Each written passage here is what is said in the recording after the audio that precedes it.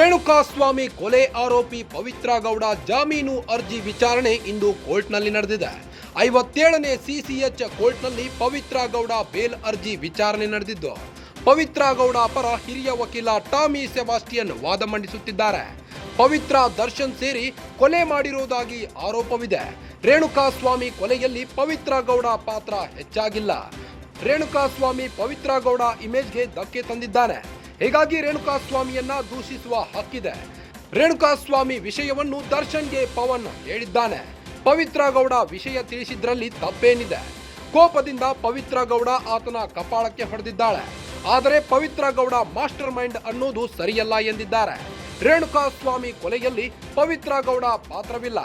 ಆತನನ್ನು ಕೊಲೆ ಮಾಡೋ ಉದ್ದೇಶವೂ ಇರಲಿಲ್ಲ. ಹೀಗಾಗಿ ಪವಿತ್ರ ಗೌಡಗೆ ಜಾಮೀನು ನೀಡಿ ಎಂದು ಮನವಿ ಮಾಡಿದ್ದಾರೆ. ಪವಿತ್ರ ಗೌಡ ಪರ ಹಿರಿಯ ವಕೀಲ ಟಾಮಿ ಸೆಬಾಸ್ಟಿಯನ್ ವಾದ ಮಂಡಿಸುತ್ತಿದ್ದಾರೆ. ರೇಣುಕಾಸ್ವಾಮಿ ಕೊಲೆ ಪ್ರಕರಣದ ಹಿನ್ನೆಲೆ ಪವಿತ್ರ ಗೌಡ ಜಾಮೀನು ಅರ್ಜಿ ವಿಚಾರಣೆ ನಡೆಯುತ್ತಿದ್ದು, 57ನೇ ಸಿಸಿಎಚ್ ಕೋರ್ಟ್ನಲ್ಲಿ ಹಿರಿಯ ವಕೀಲ ಟಾಮಿ ಸೆಬಾಸ್ಟಿಯನ್ ವಾದ ಮಂಡಿಸುತ್ತಿದ್ದಾರೆ.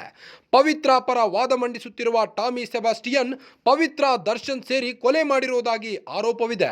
ರೇಣುಕಾಸ್ವಾಮಿ ಕೊಲೆಯಲ್ಲಿ ಪವಿತ್ರ ಗೌಡ ಪಾತ್ರ ಹೆಚ್ಚಾಗಿಲ್ಲ ಎಂದು ವಾದ ಮಂಡಿಸಿದ್ದು, ರೇಣುಕಾಸ್ವಾಮಿ ಪವಿತ್ರ ಗೌಡ ಇಮೇಜ್ಗೆ ಧಕ್ಕೆ ತಂದಿದ್ದಾನೆ ಎಂಬುದು ಸುಳ್ಳು.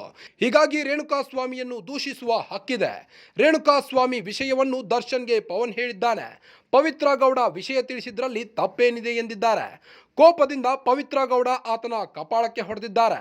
ಆದರೆ ಪವಿತ್ರ ಗೌಡ ಮಾಸ್ಟರ್ ಮೈಂಡ್ ಅನ್ನೋದು ಸರಿಯಲ್ಲ ಎಂದಿದ್ದಾರೆ.